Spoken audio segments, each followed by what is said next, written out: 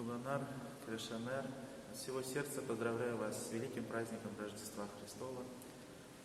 В этом году мы пережили, уже в прошедшем году, очень большие испытания и трудности, связанные с тем, что у нас наше общество захватила пандемия.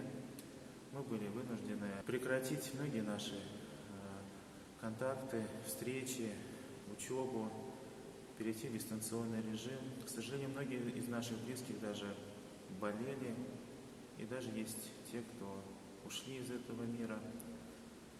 В частности, в этом году не стало митрополита Казанского Татарстанского Феофана,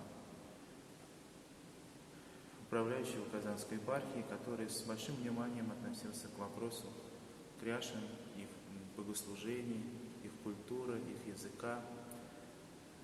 И ушедший 20-й год действительно нам запомнится таким очень, может быть, тяжелым, сложным.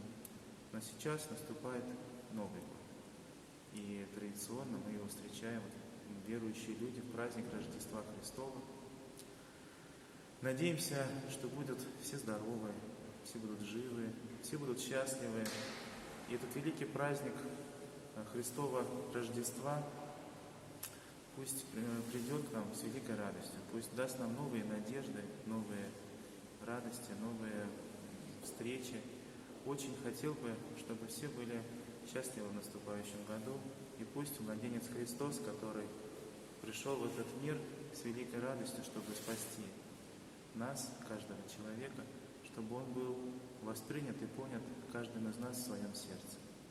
От всего сердца я поздравляю вас с праздником Рождества Христова.